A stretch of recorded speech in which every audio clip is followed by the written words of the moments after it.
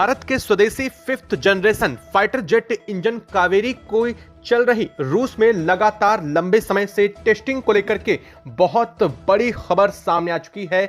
लगातार रूस में कावेरी इंजन को लेकर के उसके थ्रस्ट को लेकर के टेस्टिंग की जा रही थी, जिसके बाद अब कावेरी इंजन की तरफ से बहुत बड़ी सफलता हाथ लग चुकी है। भारतीय वैज्ञानिकों के हाथ बड़ी सफलता लगने के साथ ही जीटीआरई ने एक बड़ा स्टेटमेंट भी जारी कर दिया है। कावेरी इंजन ने फाइनल क्लियरेंस को पूरा करने के बाद यानी कि 70 घंटे की लगातार सफल टेस्टिंग के बाद फाइनल ग्राउंड क्लियरेंस को कंप्लीट करते हुए कीर्तिमान रच दिया है और अब यह पूरी तरीके से फाइटर जेट के साथ उड़ान भरने के लिए तैयार हो चुका है और इसको लेकर भी रूस ने पूरी तैयारी कर ली है। इसे first fighter jet flying test के लिए यह अलग अलग वेदर में कई बार टेस्टिंग होने के बाद इसे ग्राउंड क्लियरेंस फाइनली तौर पर मिल चुका है। बता दें कि लगभग लगातार 70 घंटे की इसकी टेस्टिंग ग्राउंड क्लियरेंस के लिए चली थी, जिसे अलग अलग वेदर और अलग अलग कंडीशंस में टेस्टिंग करना था।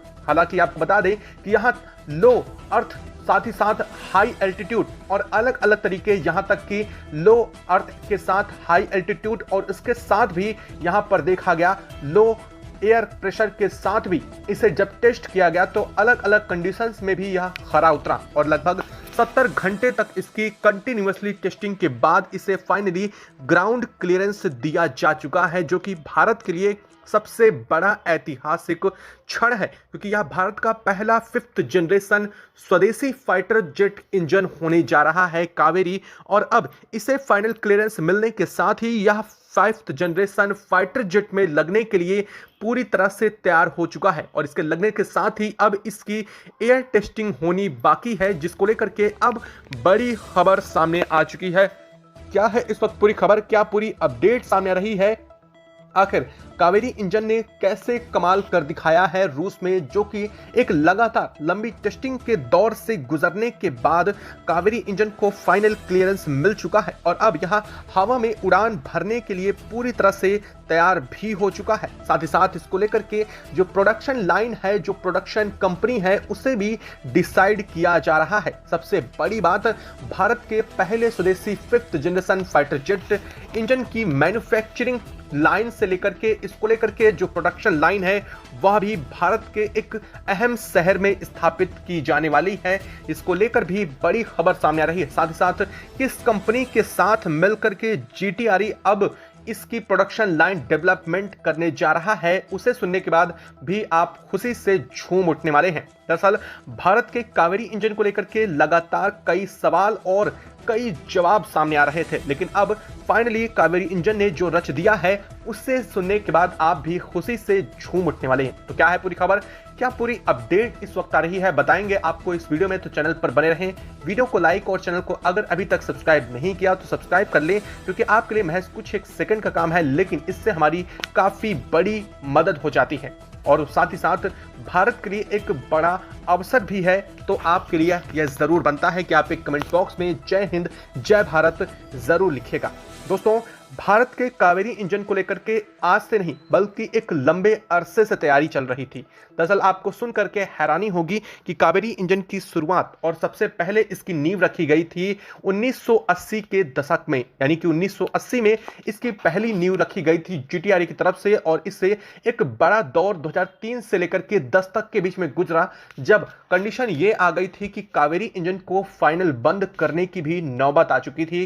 कावेरी इंजन की जो प्रोजेक्ट था इस पर काम करने को बंद करने के लिए भी हिदायत मिल चुकी थी, लेकिन जीटीआरई ने हार नहीं मानी और कावेरी इंजन पर लंबे समय तक काम किया, जिसके बाद इसे कई अलग अलग तरीके की टेक्नोलॉजी के साथ लिंक करके बनाने की कोशिश की गई और आखिरकार जब कावेरी इंजन को फाइनल क्लियरेंस मिलने का समय आया तो देखा गया कि इसके थ्रस्ट में बड़ी दिक्कतें आ रही थी। इसके बावजूद भारत ने तब भी हार नहीं मानी और इसकी टेस्टिंग रूस के साथ मिलकर के शुरू की।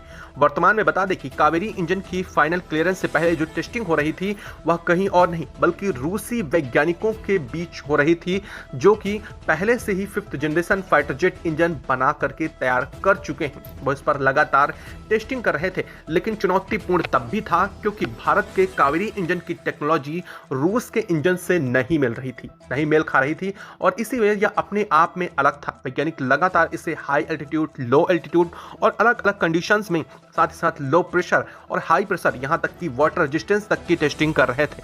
और देखा यह जा रहा था कि इसने पहले कई चरणों में अलग अलग तरीके से थ्रस्ट जनरेट किए और इसके दोनों कंबर्सन को चालू करने के बाद जो इसका मैक्सिमम थ्रस्ट जनरेट हुआ था वह 80 किलो न्यूटन तक सामने आया था। लेकिन बाद में इसके टेस्टिंग के प्रोसीजर के साथ ही इसका डेवलपमेंट चलता रहा और अंत में आकर के अब जो खबर लास्ट आई है वो 98 किलो न्यूटन का थ्रस्ट जनरेट करने के कैपेबल हो चुका है कावेरी इंजन। और कावेरी इंजन की जैसे ही यह 98 किलो न्यूटन का थ्रस्ट जनरेट करने में कैपेबल हो चुका है, उसके बाद इसकी ग्राउंड क्लियरेंस की तैयारी शुरू हो गई थी। और ग्राउंड क्लियरेंस का मतलब साफ होता है कि किसी इंजन को ग्राउंड क्लियरेंस तब मिलता है जब वह इंजन अपने सभी पड़ावों को सफलतापूर्वक और बड़ी आसानी से पार कर लेता है। और आसान तो कुछ भी नहीं होता है। दरअसल आपको बता दें कि यहाँ 70 घंटे की लगातार टेस्टिंग की जाती है बिना इंजन को बंद करे, और वो भी अलग अलग कंडीशंस में। सबसे पहले एक विशेष तरीके का चैम्बर होता है जहां पर लो एल्टीट्यूड वाले ग्रेविटेशनल और साथ ही साथ हाई एल्टीट्यूड ग्रेविटेशनल,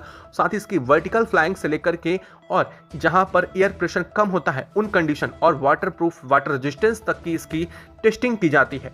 देखा यह जाता है कि क्या यह अलग अलग परिस्थितियों में उड़ान भरने के लिए तैयार हो पाएगा।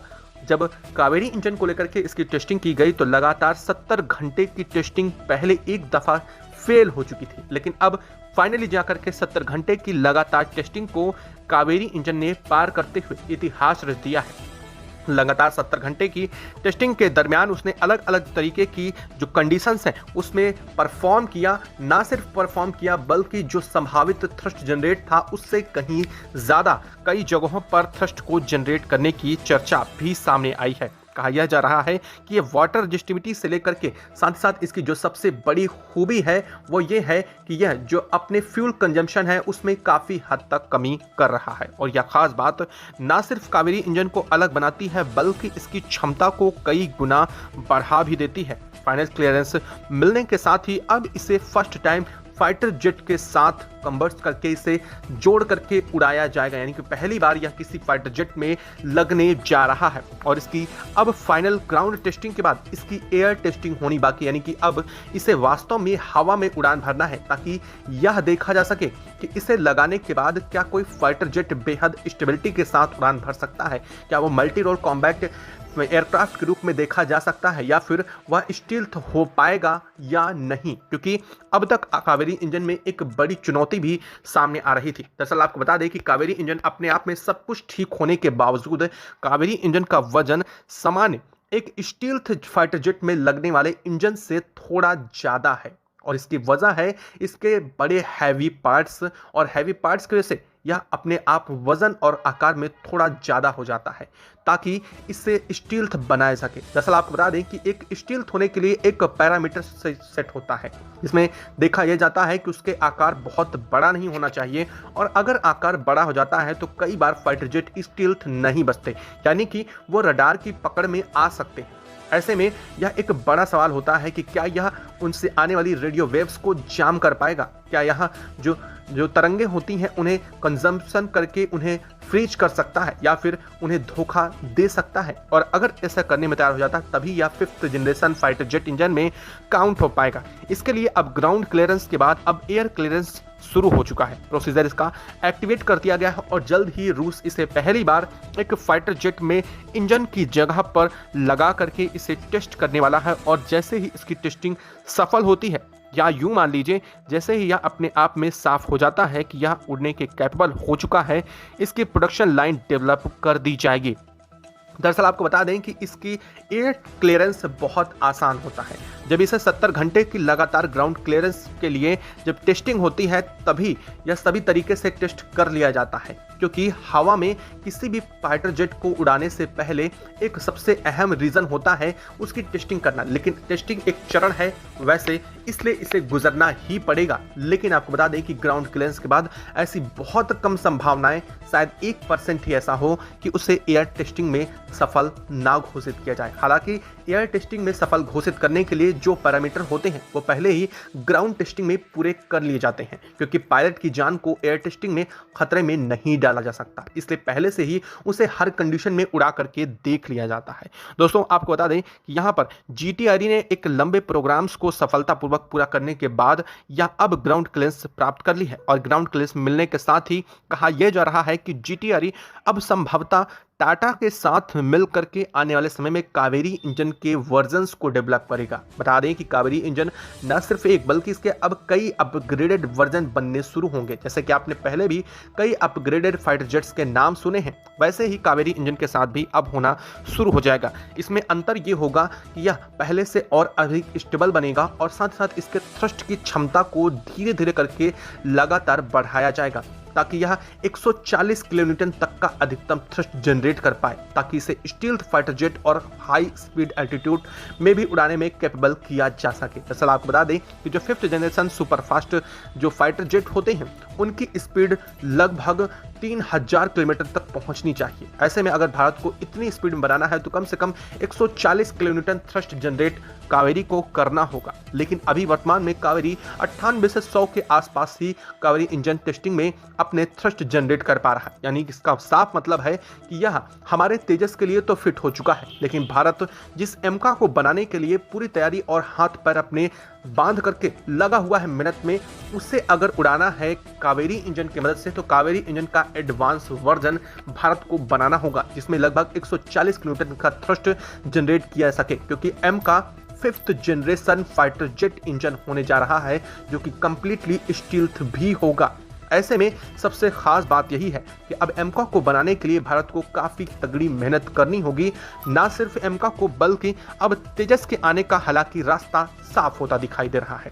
तेजस मार्क 1 में अब भारत का जो कावेरी इंजन है वो जरूर लगने के लिए कैपेबल होने जा रहा है। और जैसे ही इसे एयर क्लियरेंस मिल जाती है, इसके बाद यह हवा में उड़ने के लिए पूरी तरह से तत्पर हो जाएगा और साफ तौर पर यह तेजस में लगने के लिए भी कैपेबल हो जाएगा। यानी कि अब भारत को अमेरिका, रूस या फिर फ्रांस जैसे देशों के इंजन पर डिपेंड नहीं रहना पड़ेगा और भारत बड़ी आसानी से अब अपनी जो स्क्वाड्रन है उसमें विस्तार कर सकेगा। स्क्वाड्रन में नए फाइटर जेट तेजस के नए वर्जन्स को भी शामिल किया जा सकेगा, जैसे मार्क 2 है, और आगे भी इसके अपग्रेडेड वर्जन लाए जा सकेंगे जो संभवतः स्टील्थ भी होने वाले हैं। साथ ही साथ एमका पर भी इसका पूरा निशाना जोर दिया जा रहा है। दरअसल रूस ने सिर्फ नाती यहां तक कहा है, बल्कि रूस ने यह भी कहा है कि कावेरी इंजन जल्द ही पूरी दुनिया पर राज भी कर सकता है, क्योंकि जिस तरह से इसकी फ्यूल कंजम्पशन कम है यह वास्तव में इसके फ्लाइंग टाइमिंग को बढ़ा सकता है, जिसकी वजह से न सिर्फ फ्लाइंग कॉस्ट कम होगी बल्कि इसका एयर टेन्योर भी बढ़ जाएगा और हवा में इसका टाइमिंग बढ़ने के साथ ही यह एक बेहतर फाइटर जेट के रूप में उतर सकेगा। और यह इंजन के रूप में अगर जाना जाएगा तो दुनिया इस इंजन की आगे आने वाले समय में मांग जरूर बढ़ा सकती है, क्योंकि अब तक कई देशों के पास जो इंजन है उनमें फ्यूल कंजम्पशन काफ़ी ज़्यादा है कावेरी के मुताबिक। हालांकि आगे भविष्य में क्या होने वाला है, कौन सा देश इससे भी एडवांस इंजन बना लेता है, इस बात की जानकारी अब तक तो नहीं है, लेकिन संभवतः कावेरी ऐसा करने वाला पहला इंजन हो सकता है। यह खबर आपको कैसी लगी कमेंट बॉक्स में लिख करके जरूर बताइएगा। साथ ही वीडियो को लाइक और चैनल को अगर अभी तक सब्सक्राइब नहीं किया है चैनल को सब्सक्राइब कर ले और बेल आइकन को भी जरूर दबा लीजिएगा। जय हिंद दोस्तों।